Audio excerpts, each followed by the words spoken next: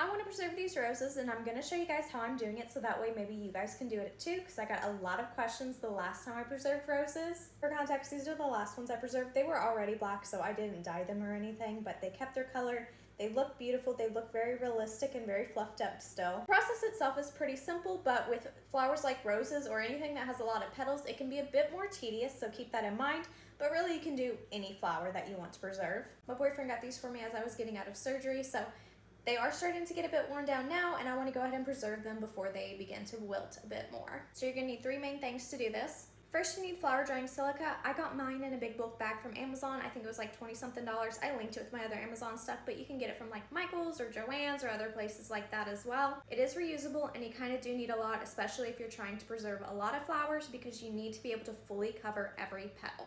Next, you need scissors because we will be cutting the flowers off of the stems. You can save the stems, you can preserve those as well, and you can reattach them with floral wire later, which I did do with my other roses too. Last, you need a large resealable container because these are going to be stored in a dark dry area for at least a few days, and you want them to be completely covered and sealed in.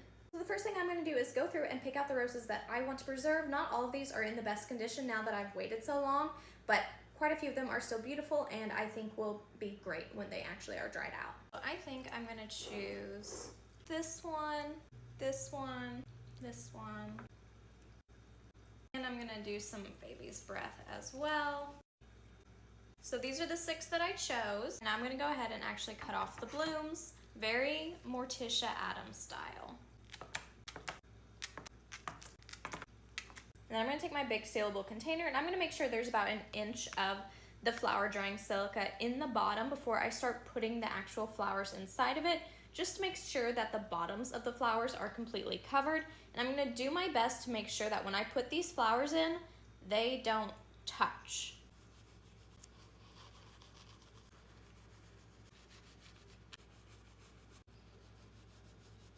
I got all 6 in, and now what I'm gonna start doing is lightly covering the bottom rows, the bottom petals with the flower drying silica. If you have flowers that don't have as many layers as roses do, this is gonna be a lot easier, but I'm gonna make sure that I'm getting the silica in each individual layer, kind of one at a time. If you have flowers that have more layers than roses, this is gonna be even more tedious.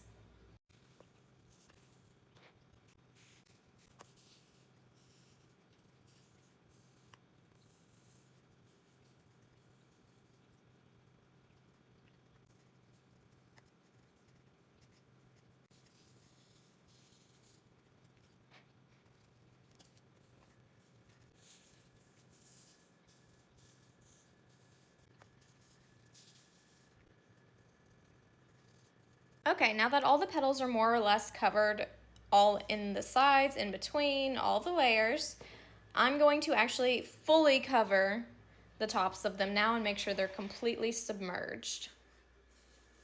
I'm not going to pile it all on at once because I don't want it to be too rough and bend the petals, because I do want them to kind of preserve in the positions that they're currently in.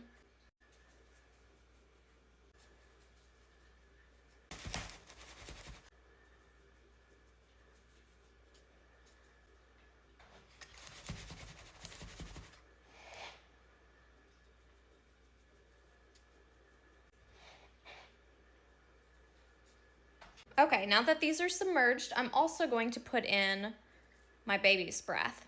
I'm really just gonna gently lay these on top. I'm not super concerned about these because baby's breath itself pretty much dries very nicely, even without going through the extra steps.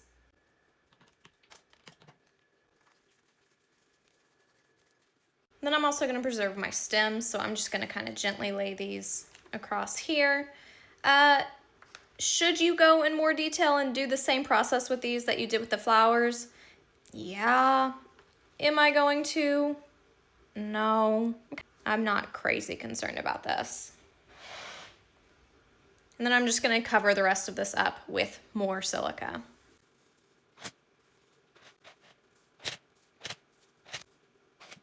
Alright, so now I'm going to store this in the closet for a few days where I'll then come back and check on it and make sure that the petals are drying as they should.